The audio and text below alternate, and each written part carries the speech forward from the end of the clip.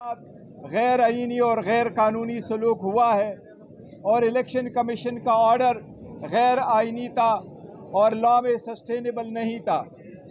हम through out ये कहते रहे कि किसी भी पॉलिटिकल पार्टी को आईन के मुताबिक उसकी जीती हुई सीटों से ज़्यादा सीटें नहीं मिल सकती।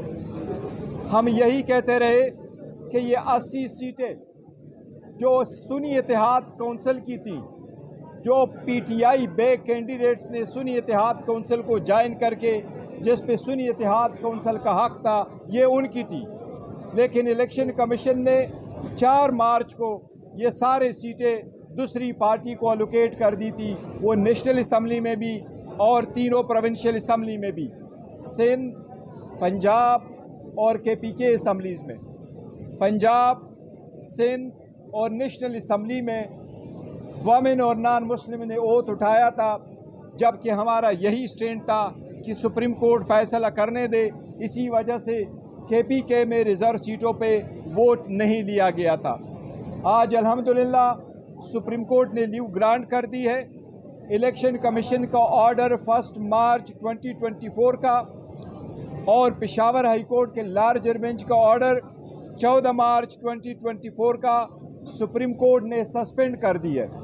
सुप्रीम कोर्ट ने अल्हम्दुलिल्लाह ये भी डायरेक्शन दी है कि ये 78 मेंबरान साहिबान जो सीटों पे पार्लियामान आए हैं या असम्बलियों में जा चुके हैं, वो आइंदा किसी भी कानून साजी में वोट का इस्तेमाल नहीं करेंगे। अल्हम्दुलिल्लाह ये हमारी मौक़िफ़ की तायीद है। हमने पहले मर्तबा पहले दिन जिस वक्त नेशनल असम्बली का इजलास हुआ तो वोट उठाने से पहले हमने ये पॉइंट आउट कर लिया था कि सबसे पहले ये पार्लियामान उन लोगों से कंप्लीट हो जिनका ये हक बनता है। फिर सदर के इलेक्शन के वक्त भी हमने कहा कि ये जो साहिबान आए हैं जिन्होंने ओथ उठाया है रिज़र्व सीट पे, लेकिन ये इंट्रूडर्स है इन द पार्लियामेंट, ये इंट्रूडर्स है इन द प्रोविंशियल असम्बलीज, लिहाजा ये वोट नहीं दे सकते जब तक ये फैसला ना हुआ हो। लिहाजा आप सदारती इलेक्शन ना करवाए, इन लोगों को वोट का हिस्सा ना दें। आज सुप्रीम कोर्ट ने फाइनली अल्हम्दुलिल्लाह ये फैसला कर लिया कि जो ये 78 सीटों पे आए हुए मेंबरान हैं, चाहे वो प्रोविंशियल असम्बली में चाहे वो नेशनल असम्बली में, वो किसी वोट देने का किसी तरह हकदार नहीं है।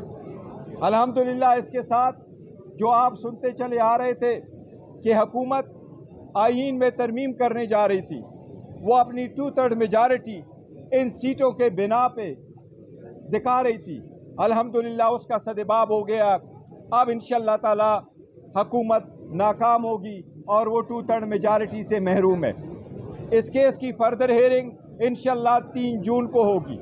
हम पहले दिन से ये कहते चले आ रहे थे और सुप्रीम कोर्ट से इस्तदा किए आ रहे थे कि इवन हमने जो पिटीशन फॉर्म 45 पे फाइल की है कि वो लोग जो इलेक्शन हार चुके थे कानून और आईन के मुताबिक, प्रिजाइडिंग अफसरान ने उनके जैसे वोट काउंट किए थे, रिटर्निंग अफसरान ने आईन और कानून के मुताबिक जो आपने टैली की थी उसके मुताबिक अगर आप जमा कर लेते तो पाकिस्तान तहरीक इंसाफ की नेशनल असम्बली में 180 सीटें हैं। इंशाल्लाह ये 180 सीटें हमें मिलेगी अगर सुप्रीम कोर्ट ने उस पिटीशन को उठाया जिस तरीके से हमारे ये मौक़िफ़ एक्सेप्ट कर लिया। हमें अदलिया से एतमाद है, अदलिया पे एहतराम है। हम उनसे दरख्वास्त करते हैं कि बाकी भी केसेस ऐसे उठाए। आवाम की बुनियादी हकूक़ का तहफ़्फ़ुज़ करना सुप्रीम कोर्ट की ज़िम्मेदारी है। इसी तरीके से जो खान साहब के केसेस पेंडिंग है, जो हम सुप्रीम कोर्ट से मुसलसल इस्तदा किए आ रहे हैं कि इनको भी आप उठा लें और कानून और आईन के मुताबिक इस पे फैसले करें। हमें उम्मीद है इंशाअल्लाह ताला सुप्रीम कोर्ट अब इस पे इंशाअल्लाह ताला जल्द से जल्द फैसला करे। इलेक्शन कमीशन अपील में चला गया तो अगर इलेक्शन कमीशन अपील में चला गया तो ये बताएंगे आज के फैसले के बाद क्या पीटीआई की पोजीशन एस्टैब्लिशमेंट के साथ मुज़ाकरात के लिए बेहतर होगी? देखिए, जहाँ तक मुज़ाकरात का ताल्लुक़ है वो हम आपको बता चुके। एक बार फिर अफर्म करते एज वी स्पीक हमारी किसी के साथ कोई मुज़ाकरात नहीं हो रही और हमने कहा है कि अगर मुज़ाकरात हुई, किस पॉइंट पे हुई, कब हुई, किसके साथ हुई, वो हम आपको ज़रूर बताएंगे। इस फैसले का मुज़ाकरात से कोई ताल्लुक़ नहीं। ये आईनी नुक्ता था, आर्टिकल 51 का और आर्टिकल 106 का और वोट का एक बुनियादी हक जो हमें मिलना था, उसका एक ज़रूरी था। अल्हम्दुलिल्लाह आज सुप्रीम कोर्ट ने कर दिया। इंशाअल्लाह ताला ये फाइनल भी फैसला होगा तो हमारे हक में बैरिस्टर होगा। साहब, अगर इलेक्शन कमीशन अपील में चला गया तो फिर अब ये बताएं कि स्पीकर कौमी असेंबली का सदर पाकिस्तान में जो इलेक्शन हुआ था, जिन लोगों ने वोट डाले, उसका स्टेटस क्या है? देखे वो बिल्कुल सारे स्टेटस है, लेकिन सुप्रीम कोर्ट ने अभी जो पर्शन दिया वो प्रॉस्पेक्टिवली के लिए किया कि आइंदा ये वोट नहीं दे सकते, वो पुराने वाले वो नहीं खोले, लिहाजा वो बाद में देखा जाएगा। लेकिन एज वी स्पीक फ्यूचर में ये लोग वोट नहीं कर सकते, किसी भी किस्म की कानून साजी में वोट का इनके पास कोई राइट नहीं है, कोई जो भी हो। इसका जहाँ तक आप अपील कह रहे हैं, अपील इस मैटर में अपील नहीं होती। ये पहला हमारी पिटीशन है, ये एक मरतबा सुनी जाए, इसमें अगर रिव्यू फाइल करते वो अलग बात होगी, लेकिन इंशाअल्लाह ताला इसमें अभी जो न्यू ग्रांट हुई वो पॉइंट होंगे। जी जी देखिए 225 चाहिए 2/3 मेजॉरिटी के लिए, आपके पास अगर मिल भी जाए तो आपकी 110 बनती है। अगर वो सारे मिलकर आईनी तरमीम नहीं, देखो हम कह रहे हैं अब उनके पास आईनी तरमीम के लिए 2/3 मेजॉरिटी मौजूद नहीं है। अगर पहले वो हमारी सीटें ले लेते तो उनके पास अदरवाइज आ जाती। अभी हमारे पास ये सीटें आनी है, या फॉर द टाइम बिंग वो लोग अपने वोट कास्ट करने से रुक गए, लिहाजा उनके पास वो राइट नहीं रहा। जी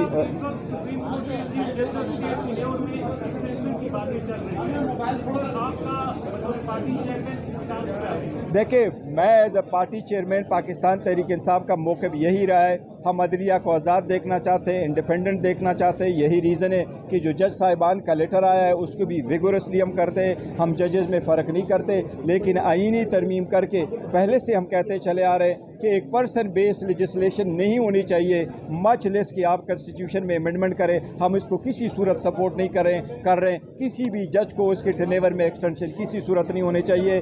जो आर्टिकल 175A जो 18वीं तरमीम करके ये फैसले हो चुके थे और उसके बाद 21वीं तरमीम, ये मैटर अब वो नहीं होना चाहिए, टच नहीं होना चाहिए। हमारा मौक़िफ़ है। जैसा आप बोल रहे हैं, आप पार्लियामान की बात कर रहे हैं। गुज़श्ता दौर में जब आपने इस्तीफे दिए उसके बाद अदालत में आप सब लोग गए, स्पीकर ने कहा कि मेरा डिसीजन फाइनल होगा, आप इस्तीफे दे चुके हैं। अब आपके मेंबर्स ने वहाँ पे जाके अलग ले लिया स्पीकर, और वो कह रहे हैं कि उनके अलग कबूल है। पार्लियामान की बात मानी जाएगी या फिर नहीं? देखे, स्पीकर ओथ की बात नहीं है ना। उस वक्त जो हमने कहा था तो हम स्पीकर को एक राइट होता है, वो देख लेता है, डिसाइड करता है कि उसने अगर अपनी मर्ज़ी से रिज़ाइन किया तो वो इसको एक्सेप्ट करता है। ओथ उन्होंने लिया है, जो MNA साहिबान ने वोट लिया है, लेकिन जिस ऑर्डर के बिना पे उन्होंने लिया है वो इलेक्शन कमीशन का ऑर्डर 1 मार्च का है। इसलिए 1 मार्च का order to this extent suspend हुआ कि वो अब आइंदा पार्लियामान में वोट में हिस्सा नहीं देंगे। सलमान राजा साहब अगर कुछ कहना चाहते हैं।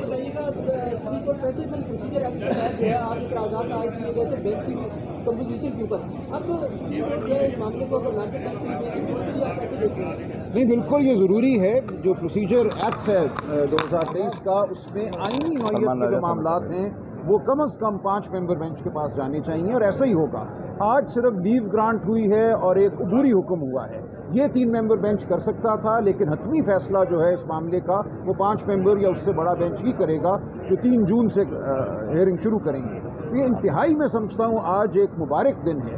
जो लोग ये समझते थे कि फ़रेब और धांधली की बुनियाद पर वो एक पार्लियामान कायम कर लेंगे और फिर उस पार्लियामान के ज़रिए वो आइन का हुलिया बिगाड़ेंगे, आज उनको शिकस्त हुई है। और हम समझते हैं कि बिलाखिर इस मुल्क में आइन और कानून की ही फतह होगी, अवाम की फतह होगी। अवाम ने जो मैंडेट हमें दिया है वो सामने आएगा, और इस मुल्क में कानून साजी अवाम के मैंडेट से होगी। ऐसा नहीं होगा कि एक मकसद हासिल करने के लिए, धांधली को दवाम बख्शने के लिए आप कानून साजी करें, आप आइन साजी करें।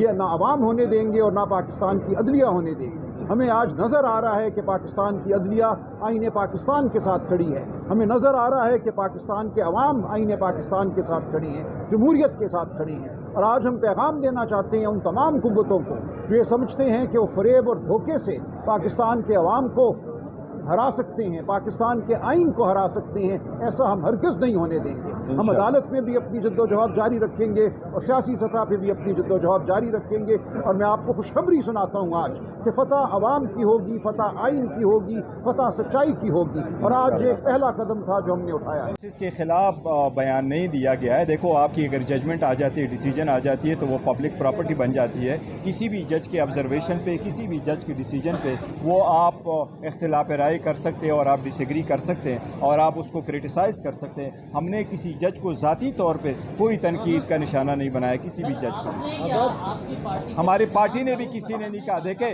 बाज़ाबिता मैं आपको बताता हूँ, बाज़ाबिता प्रेस कॉन्फ्रेंस की है, बिल्कुल की है उन्होंने। मैं ये कह रहा हूँ कि किसी भी जज की डिसीजन को, उसकी ऑब्जर्वेशंस को वो आप क्रिटिसाइज़ कर सकते हैं, उससे डिसएग्री कर सकते हैं, लेकिन ज़ाती तौर पर हमने किसी भी जज को पुराने वाला नहीं है। जो उनके घरों तक जाते थे और उनके मदर इन लॉज तक जाते थे, कभी किसी ने ऐसा वो नहीं किया। शुक्रिया जी आपको।